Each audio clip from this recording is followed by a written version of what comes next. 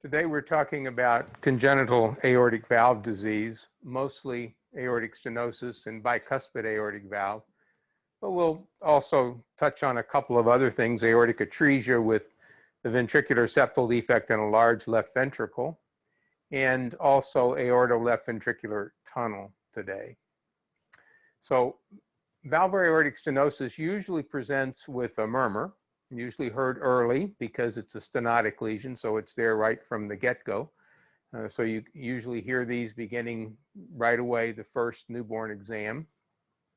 And if it's really quite severe, babies may present with circulatory collapse if the ductus closes because there's insufficient flow across the aortic valve to support the systemic circulation.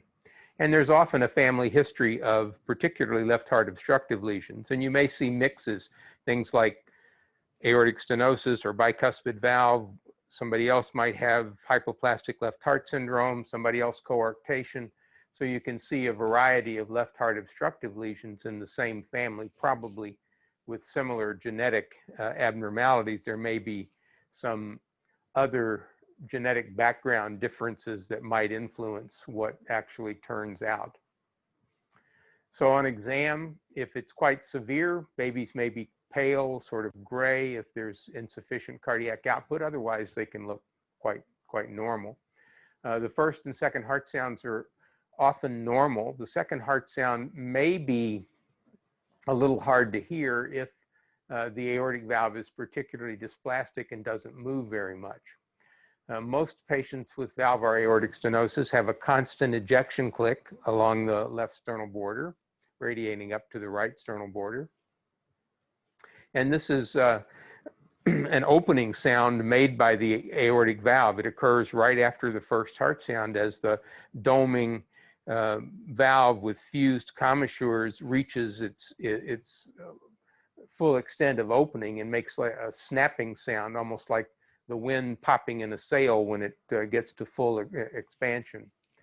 And then there's usually a systolic ejection murmur at the right upper sternal border, dominant there, and it radiates up into the neck, up into the carotids, typically for aortic stenosis. If there's heart failure, if babies are in heart failure from this, there may be hepatomegaly. Pulses may be normal or they may be weak if there's really severe aortic stenosis and the ductus is restrictive. The electrocardiogram can be relatively normal or there may be evidence of left ventricular hypertrophy. And in severe cases, we can see repolarization abnormalities, ST&T abnormalities. Chest X-ray may be normal or there may be some cardiac enlargement with pulmonary congestion. Usually, of course, an afterload stress like aortic stenosis causes hypertrophy, and we don't usually see hypertrophy very much on the chest X-ray. It's usually just chamber enlargement that we see there. So the characteristics of the valve that we see are systolic doming because the commissures are not completely separated. So the leaflets can't fully move away from each other. The leaflets are often thickened. There may be little nodular excrescences on the leaflet. We'll see some examples of that when we look at specimens. Leaflet separation is reduced, again, because of commissural fusion or failure of development of commissures. And the annulus diameter may be smaller than normal, often is smaller than normal in valvular aortic stenosis.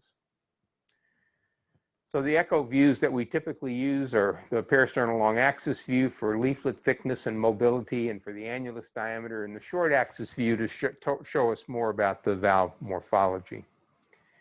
The peristernal long axis view is also useful for aortic regurgitation for looking at a jet diameter to assess the regurgitant orifice. The short axis also helps to localize jets, particularly in aortic regurgitation, in anticipation of some kind of valvoplasty or repair. And then an apical two-chamber or suprasternal notch or right sternal border is what we typically use for spectral Doppler assessment to assess the severity of aortic stenosis. So this just shows you some examples of what I mean. You can see the doming of this valve here, how it forms a dome. The leaflets don't separate completely. They're a bit thickened in this peristernal long axis view. Here you can see in diastole the leaflets are a bit thickened. And here on the short axis view, you see the typical appearance of a unicommissural or unicuspid aortic valve. The only commissure present in most valves, if it's unicommissural, is the left non-commissure. This would be the left, this would be the non, this would be the right, but you don't see any separation here.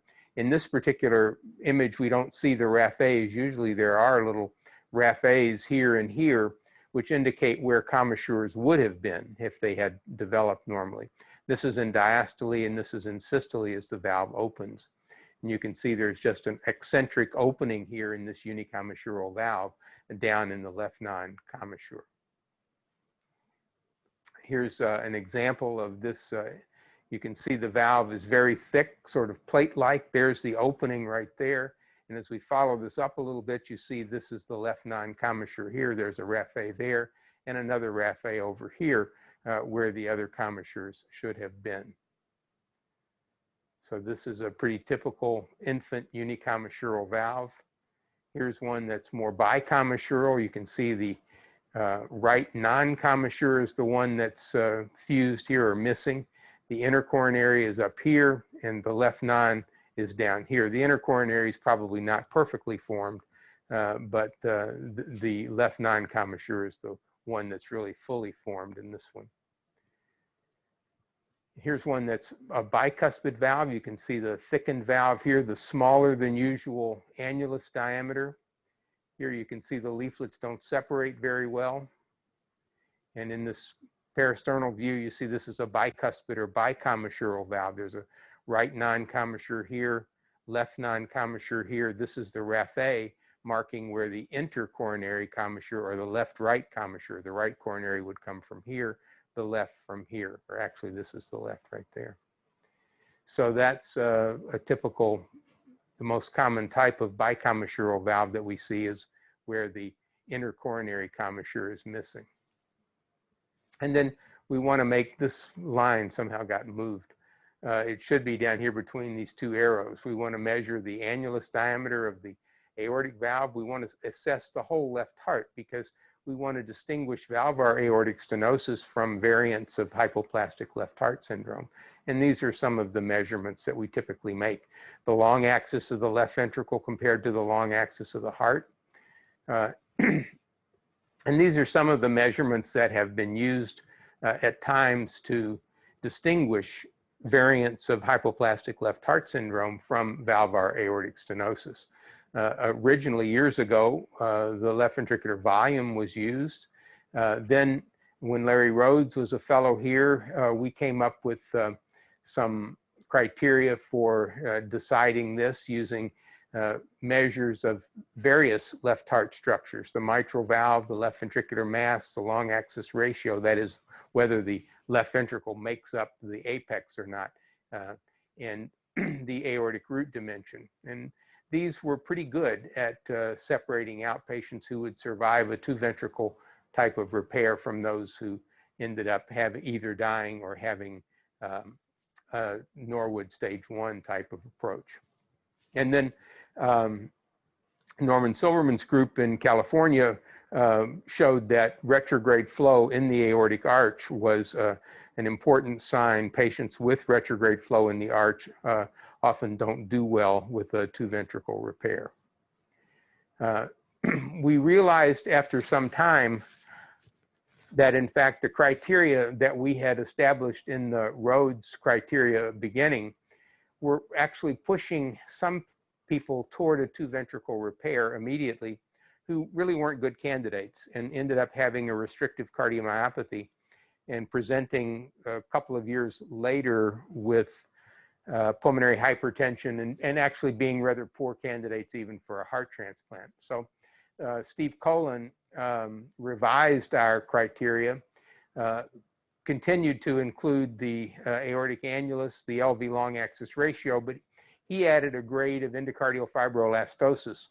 And this was really possible because imaging had improved between the time that we put together the Rhodes criteria and the time that Steve revised this in 2006. Before that, we really weren't able to effectively grade into cardiofibrolastosis. Now I think echo is better than this, than it used to be. So this has been included, and I think that probably makes a difference. And this was able to predict the outcome in about 90% of patients. And the reason that you have to use a composite index like this is if you look at any one index, something like aortic annulus or the aortic root or the left ventricular dimension or long axis ratio, or you could use volume here instead, you can see there's tremendous overlap between patients who survived a two ventricle repair and those who didn't. So any one of these criteria is rather poor at discriminating between variants of hypoplastic left heart syndrome and patients who do okay with the two ventricle outcome. And we found that making a composite, which is basically what this is, allowed us to predict more reliably which patients would survive after a two ventricle outcome. The Congenital Heart Surgeon Society has also published data on this, although I would say their criteria are probably not as useful, not as good. Another thing to keep in mind is that it's not uncommon to see patients with valvular aortic stenosis who also have coarctation of the aorta. So here's the pulmonary trunk. This is the right and left pulmonary arteries. This is a ductus here. And you can see there's a shelf protruding here from the back wall of the aorta out into the lumen. And that's the ductal shelf, or the coarctation shelf. This is ductal tissue that's invaded the aorta and surrounding it. So when the ductus constricts, you get constriction of the aorta as well. And that's what we see here. You can see the flow disturbance right at that point, right here, and the flow jet coming across the coarctation. So coarctation does occur in association with aortic stenosis. The treatment today in most places for congenital aortic stenosis is balloon dilation. Some centers continue to do surgical valvotomy. This is certainly an alternative. And in very dysplastic valves, this may be a better alternative. It's hard to know. Patients who either don't respond well to a valvotomy or in whom dilation results in significant aortic regurgitation and the patient isn't tolerating that, then a neonatal Ross operation may be an appropriate choice. The Ross operation, of course, is substituting the pulmonary valve for the aortic valve and then using a homograph to connect the right ventricle to the pulmonary artery. Or if the annulus is quite hypoplastic, a Kono approach, a Kono being an operation where one incises through the annulus of the aortic valve down into the interventricular septum, allowing enlargement of the annulus, and you can patch that and enlarge the annulus and then do usually a valve replacement or a Ozaki type of leaflet replacement for the valves. The outcomes are not perfect for this. This is balloon valvuloplasty in 113 infants. These are data that Daf McElhaney published when he was still here. This was in 2005. There were 113 infants more than 60 days old. There were 16 early deaths, or 14% mortality rate. 6 conversions to single ventricle, so we're not perfect at figuring out who's who. There was moderate to severe AI in 17 or 15% of the patients. So there are definite complications of this, but the mean gradient reduction was over 50%. We certainly don't want to do such a procedure that we get the gradient down to nothing, because you almost always are going to have a lot of regurgitation if that happens. And there was more than 50% gradient reduction in 68% of the patients. These are data, actually, I think Leo Lopez started collecting these data. This is on growth of the aorta after a balloon dilation. And here you can see the aortic annulus certainly does grow And almost all the patients before dilation, you can see these are z-scores. So this is -1 to -3. And here you can see there's quite a bit of improvement in the annulus size over time. And as well as the left ventricular diastolic dimension improving, but many patients still remain a little bit subnormal in this group. Aortic regurgitation, this is from the same paper. You can see that there's continued increase in the prevalence of aortic insufficiency. This is moderate or more aortic insufficiency. And so you can see it starts out up here at something like 85% of patients are free from moderate or more aortic insufficiency. And then this continues to decrease, probably because of scarring of the valve, leading to retraction and reduced coaptation, so that by about 10 years, it's about 50% freedom from moderate or more aortic insufficiency. And these are other outcomes: aortic valve replacement, surgical aortic valve intervention, or repeat balloon valvuloplasty. And again, you can see that by 10 years, only about 40% of patients have not had something done, either a repeat balloon valvuloplasty or some having aortic valve replacement. Fewer patients than that, only maybe a quarter or so by 10 years. And a few patients end up having mitral valve intervention, because we know that the mitral valve can be abnormal as part of the whole hypoplastic left heart complex, not syndrome, but complex. Aortic coarctation intervention, as I said before, by 10 years in about 30% of patients have had that. And this is aortic valve reintervention, or LV outflow tract reintervention. And you can see this is almost universal by 10 or 12 years of age. Some of the unfavorable characteristics for balloon dilation are annular hypoplasia, of course, because you certainly don't want to rupture the annulus. Thick immobile leaflets, or severe mitral regurgitation. This is just an example of a patient with severe mitral insufficiency. If it'll play here, you can see this huge left atrium back here, a very small aorta, and a very big left ventricle. Here's you can see this enormous left atrium. This patient has very poor ventricular function, severe mitral insufficiency. This is a very, very bad outcome for patients like this. The Doppler assessment may not correlate very well with severity. We know there's not a very good correlation between Doppler and peak-to-peak gradient. These are just some examples of that. You can see here, this is Doppler and catheter peak instantaneous gradient. And you can see that this is 100 up here, this is 100 here, this is would be the line of identity, and you can see there's quite a bit of difference. Here's the Bland-Altman diagram of this, and you can see there can be quite substantial difference between the two. Mean gradients tend to work out better. We think this is largely due to pressure recovery downstream from the stenotic valve, which depends in part on the Reynolds number and the aortic diameter. And both of these are unfavorable in very small children. People have figured out complex formulas to try to correct for this, but it doesn't do a whole lot better than just using the mean value that you can see here. So we've in the past had a fairly low threshold for single ventricle palliation. That's certainly changed over the last 5 to 10 years. There's now obviously a big push toward a biventricular outcome for these patients,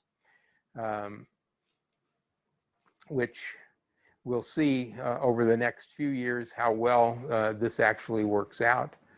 Don't really know at this point.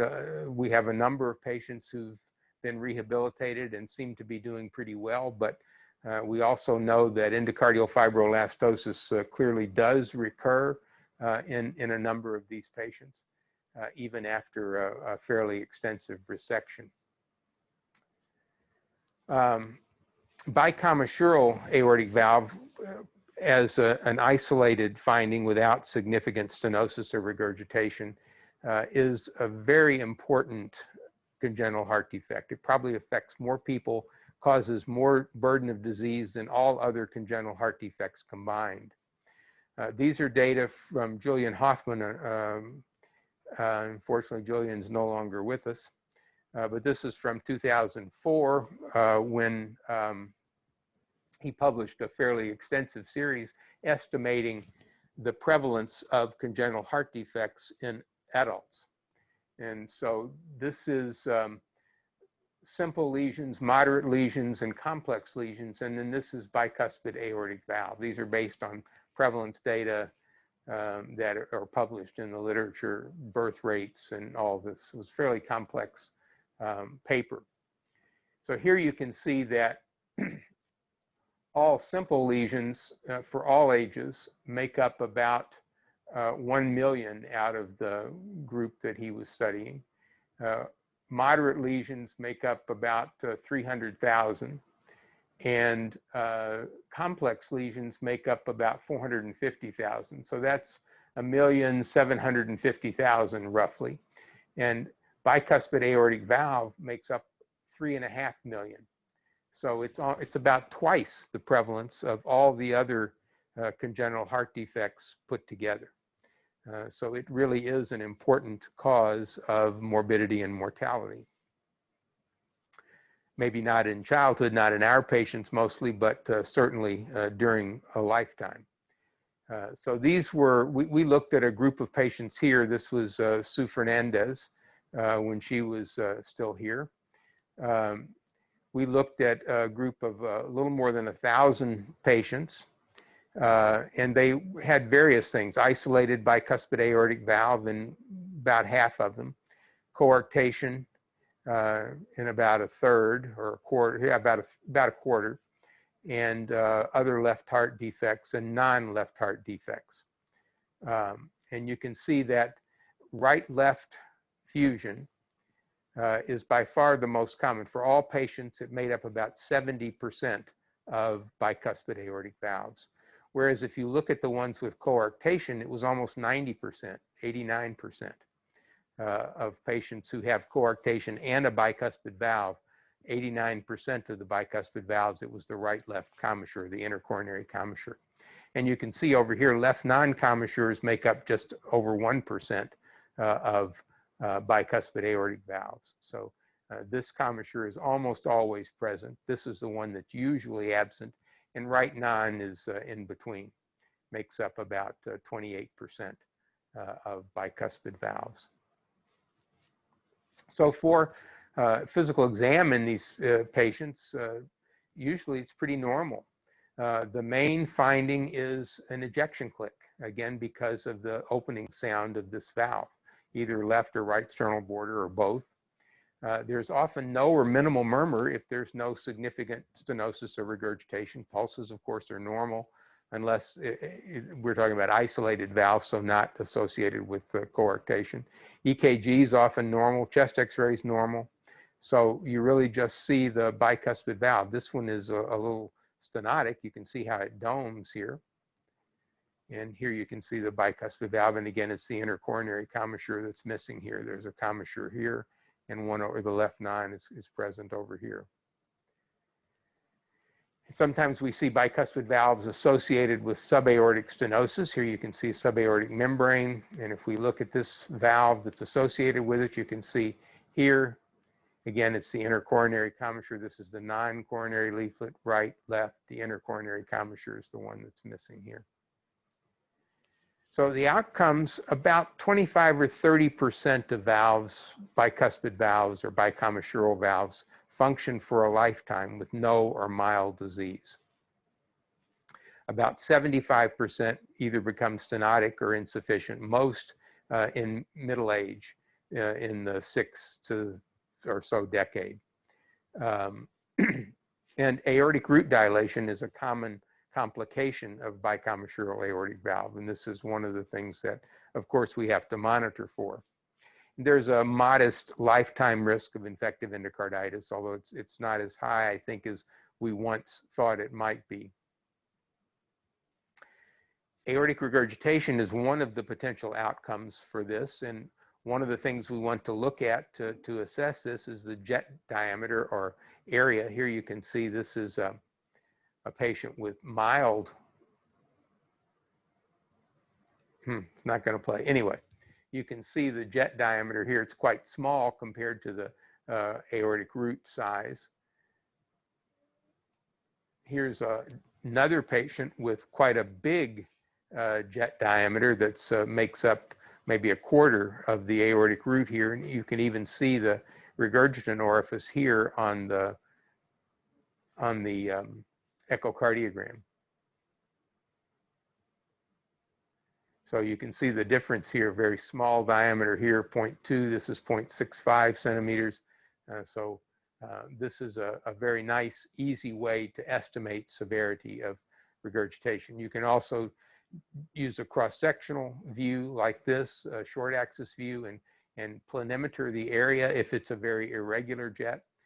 I don't have good standards for what the areas can be, but the vena contracta or the jet diameter up here as a function of the aortic root size, you can see correlates very well with the angiographic grade of aortic insufficiency. The descending aorta Doppler pattern can be helpful. This is the normal pattern. We usually see a little retrograde flow early and diastole during closure of the aortic valve, and then little or no flow during the rest of diastole. Usually it's a little positive. But with aortic regurgitation or other runoff lesions from the ascending aorta, you typically see pan-diastolic retrograde flow in the descending aorta. This is around the diaphragm. So this is a characteristic finding in patients who have at least moderate aortic regurgitation. Could be severe, but it's at least moderate. Pressure half-time has been used in the regurgitant jet, but for children, this seems to be less useful than it is in adults, and it's harder to measure for some reason. In kids, we get much more variability. And these are just ways of looking at this. The jet diameter as a percent of left ventricular outflow tract or percent of the aortic root diameter. Mild, moderate, and severe, less than 30, 30 to 50, and over 50.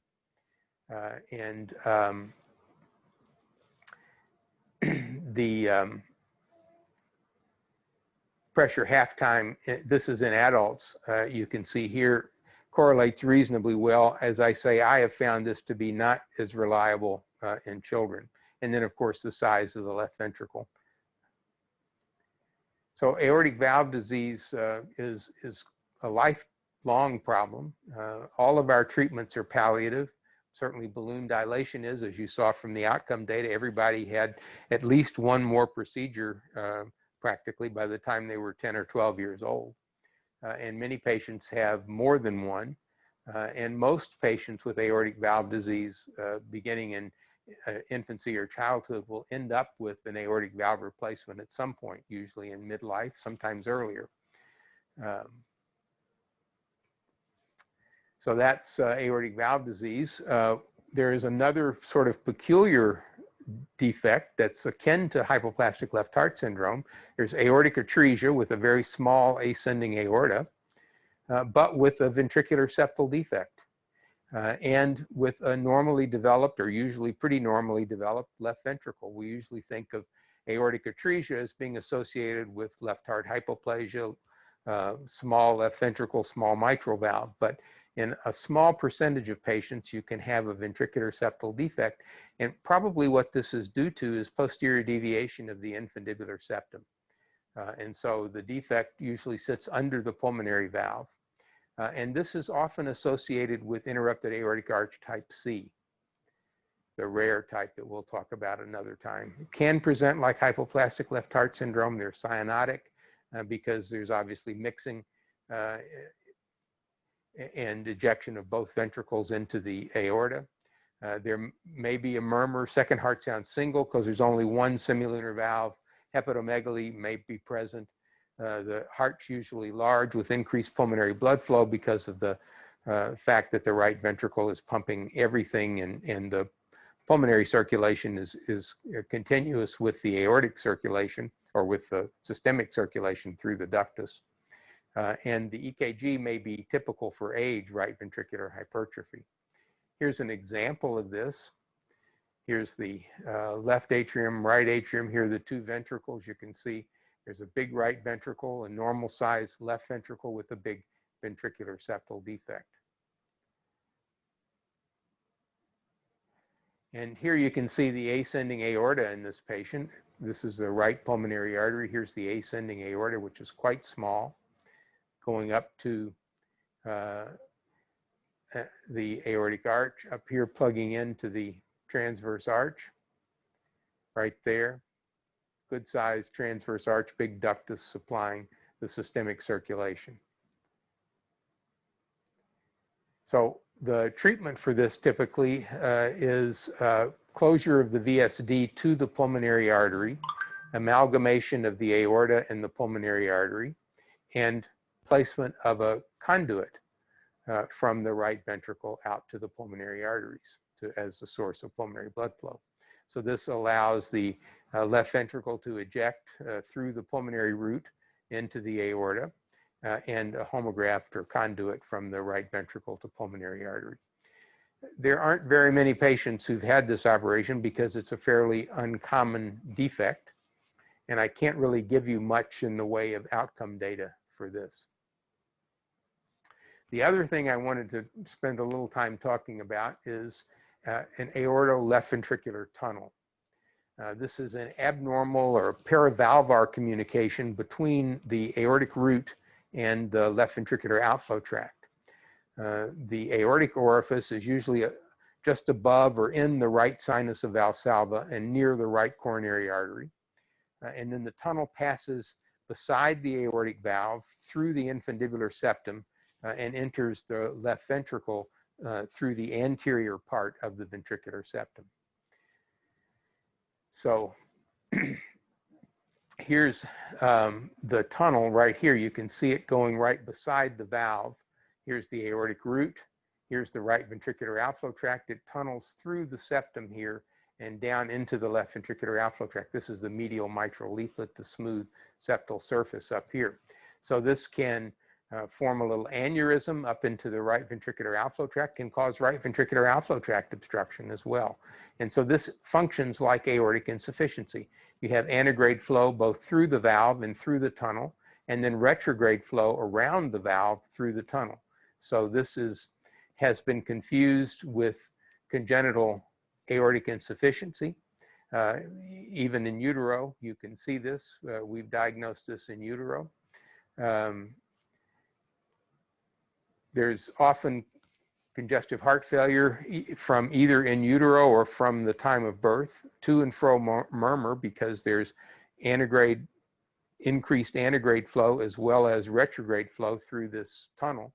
So you get a systolic and then a diastolic murmur, often collapsing pulses, and the same kind of contour in the descending aorta Doppler that we saw before in aortic insufficiency, because it functionally is aortic insufficiency. And hepatomegaly, often big heart on chest x-ray, and normal or left ventricular hypertrophy. So here's an example of this. So here's the aortic valve, and you can see there's something up here above the aortic valve extending up into the right ventricular outflow tract. And if we put color on, you can see there's both antegrade and retrograde flow through this tunnel that is beside the aortic valve. Here's the aortic valve leaflet right here. So it's outside the leaflet. It's not through the valve leaflets. It's there. You can see it goes around the leaflet. Here you can see that coming this way. And in short axis view, here's the tunnel over here on this side. It's this structure right here, right there, ending up around the aortic valve. And here again, you see the to and fro flow in the tunnel.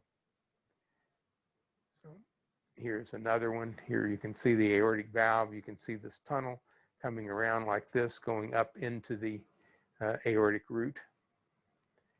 And this is after closure of the tunnel. Now we don't see it anymore. You just see suture and scar up here. Now you see the aortic valve without anything around it. Now, in this case, there is some aortic insufficiency. Many of these patients have residual aortic valve insufficiency afterward, probably because of poor support of part of the valve leaflet. So typically there's treatment is suture or patch closure of preferably both ends of this tunnel, although not everybody does that. If you just close the aortic end, the ventricle can continue to eject into the tunnel, which can dilate and cause right ventricular outflow tract obstruction.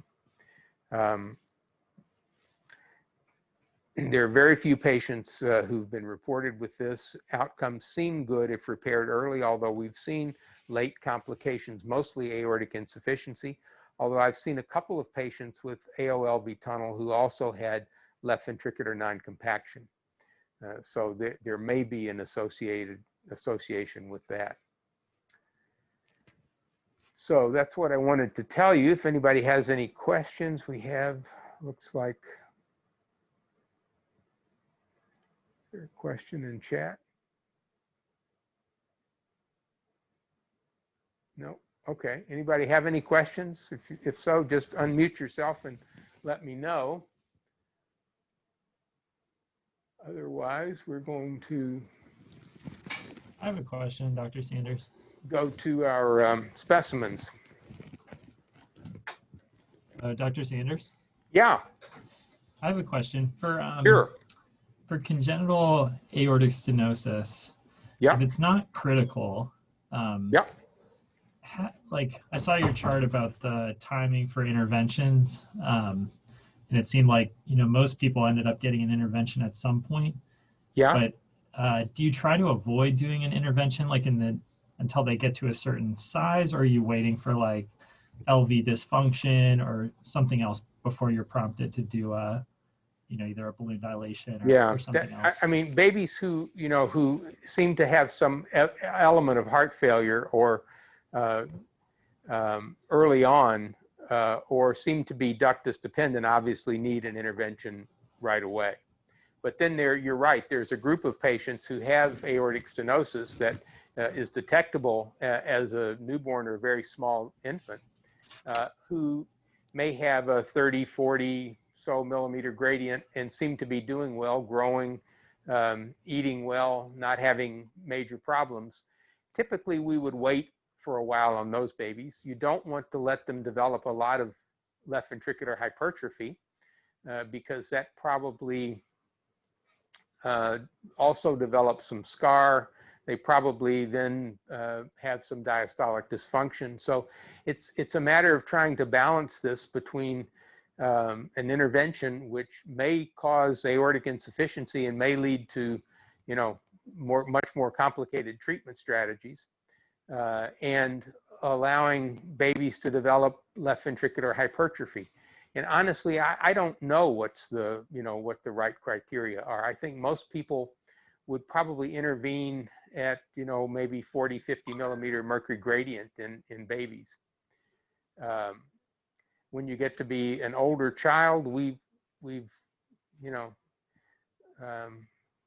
seem to be a little less hesitant to intervene in older children, although the results may be a little worse in you know, once you get to be late teens, early adults, because the valve becomes much more abnormal, thickened, fibrotic, and all that. So it's really pretty tough, and it's something that you probably have to individualize, looking at development of hypertrophy, at gradient, at how the baby's doing overall.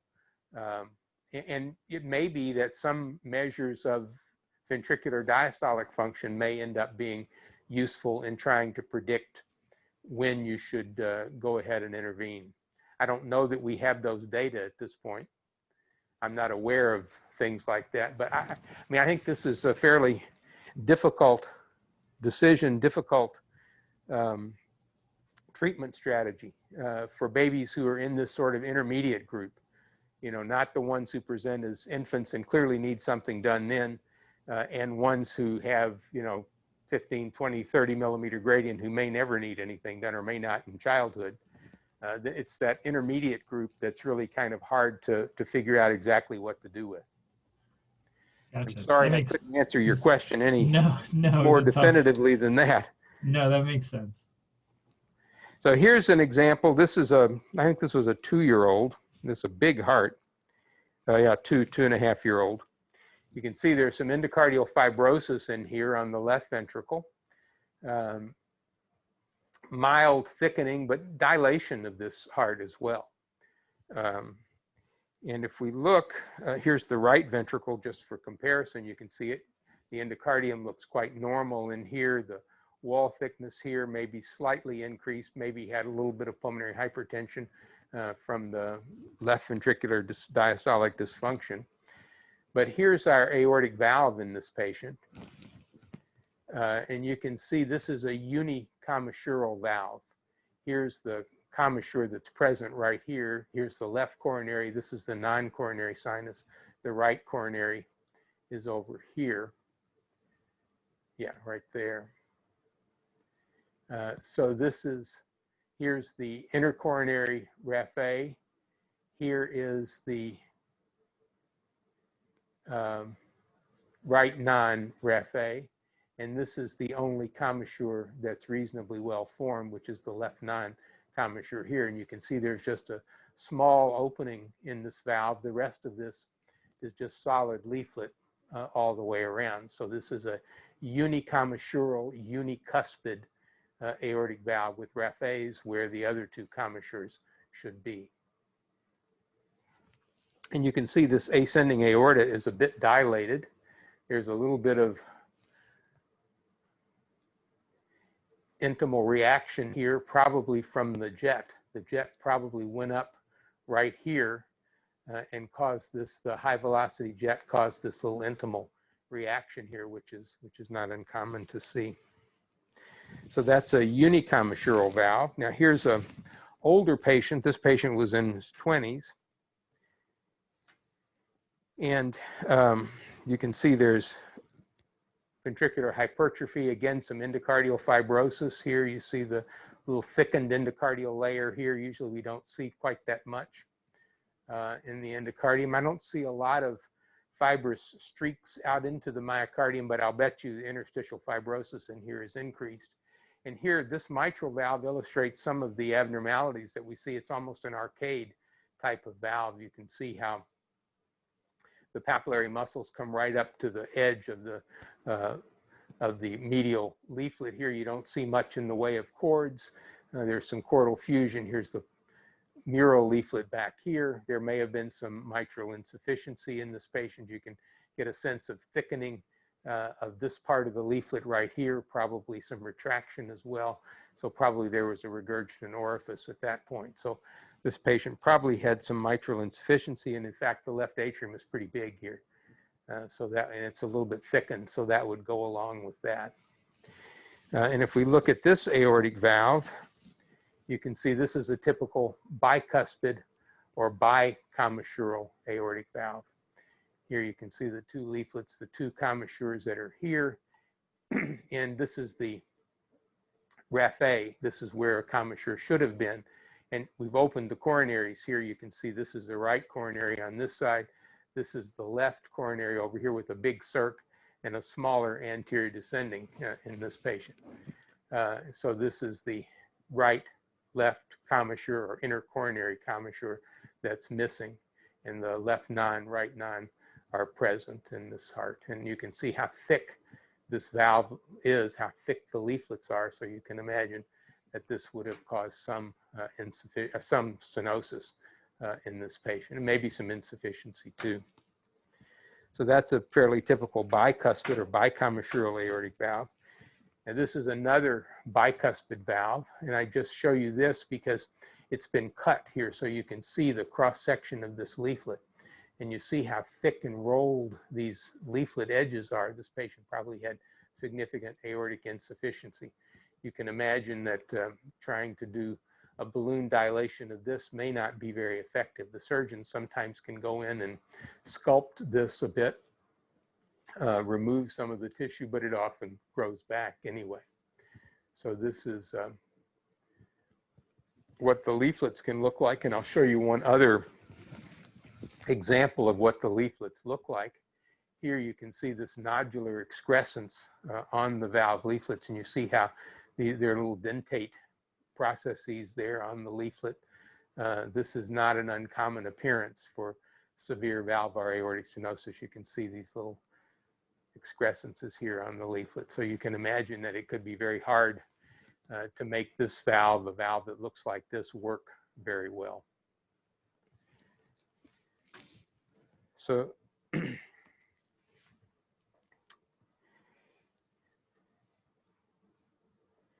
here's a patient who has had a surgical valvotomy. Here you can see the aortotomy. Typically, this would have been done under inflow occlusion. They would put cable snares, put snares around the superior and inferior vena cava, and tighten those down so that there's no more inflow into the heart. And after a few beats, the heart will empty and basically stop. And so then they make an aortotomy on the side of the aorta, look in, and either using a knife to open commissures, or sometimes just putting an instrument in here. It's sort of like a balloon dilation, putting in like a hemostat through, opening the hemostat and pulling it back to tear the valve along the commissures. This one looks to me like it was done with a knife. These are pretty clean cuts in here. So I'm pretty sure this one was a more controlled knife type of valvotomy. The patient obviously didn't survive, but this is what the valve looks like after a surgical valvotomy. One of the complications that we know happens in patients with severe aortic stenosis with an intact septum like this is this kind of endocardial fibroelastosis. And you can see here there's marked thickening of the wall of this left ventricle. You can see this layer of fibroelastotic material here on the intimal surface. And then you can see little tongues of fibrous tissue here extending down into, over here too, into the myocardium. And if you had a section here, you would see that there is fairly extensive interstitial fibrosis out in this part of the wall as well.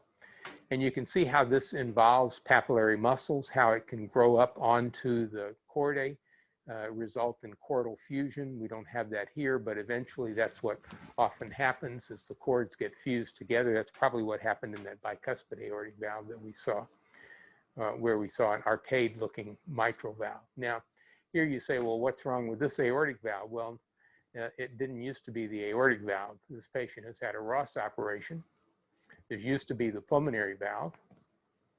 He also had extensive resection of endocardial fibroelastosis, but you can see it's back with a vengeance. Here you can see this is where the autograft, the pulmonary autograft was sewn in. You can see the suture line here. So this was the pulmonary valve, and then a conduit was placed from right ventricle. This is a homograft that was placed here from right ventricle out to the pulmonary artery. So this is a patient who had severe aortic stenosis, had endocardial fibroelastosis, had a small annulus, eventually had a Ross procedure with endocardial fibrosis resection. It recurred. The patient developed severe diastolic dysfunction, as you can imagine here, elevated diastolic pressures, some pulmonary hypertension. You can see this right ventricle is pretty thick over here. So this patient had significant pulmonary hypertension and ended up getting transplanted. Probably was not a great candidate because of the pulmonary hypertension, but was able to be managed. So that's one kind of procedure that used to be done for this. We don't do this anymore. The adults still do this sometimes. This is the patient's left ventricular outflow tract. It's not just aortic stenosis. It's more of a Schoen's complex. You can see this very thick anterior muscular septum up here. The aortic valve is very thick and abnormal. The mitral valve is small. You can see how this is with basal displacement of papillary muscles right up to the leaflets of the valve there. Marked left ventricular hypertrophy in this patient. And this patient had a conduit placed from the left ventricular apex here into the descending aorta. So there's our descending aorta over there where the conduit plugs in. And there's, of course, a homographed valve right there, a bioprosthetic valve in the conduit. So the conduit still has a lot of dead space, as you can see here. And this patient obviously didn't survive this operation. But this was done fairly often, I would say, in the 70s. Pretty much stopped around 1980, 81. We don't see, I don't know of any that were done in children here after that, although the adult surgeons sometimes still use this in severe left ventricular outflow tract in adults. So those are some of the procedures that have been done. Let me show you one other specimen. This is a little bit different. This is, here's our ascending aorta in this patient. And if we look down inside, you can see aortic valve leaflets down here. It's kind of hard to show this, but this is really a 3-leaflet, fairly normal looking aortic valve. This is one of the leaflets right here. You can see it's nice and thin. And there are 2 others that go along with it. It's just kind of hard to hold this open and show it. There's another one there and another one over here. The problem here is up into the ascending aorta. And look at the sinotubular junction here. This is very thick. And the ascending aorta itself is this is the wall of the aorta. That's much thicker than normal. And if we look up here at the brachiocephalic arteries, look at the thickness of this carotid. Anybody know what this is?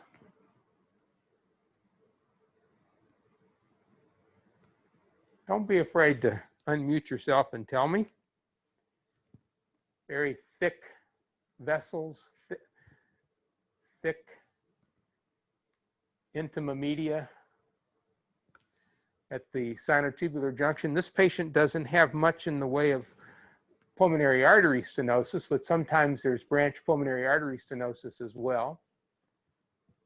This is Williams syndrome. This is an elastin gene deletion. So these patients have abnormal elastin production and results in a diffuse aortopathy like this, including the brachiocephalic artery, sometimes coarctation. Often these patients have renal artery stenosis, other branches from the aorta itself. So this is not valvar, but this is supravalvar aortic stenosis, or aortopathy, a Williams type of aortopathy. Okay, that's what I wanted to show you today. Questions about anything?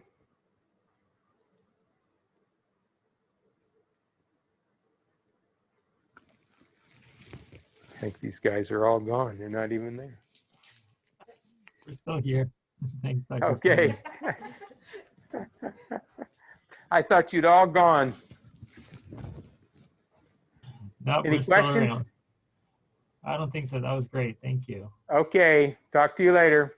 All right, bye.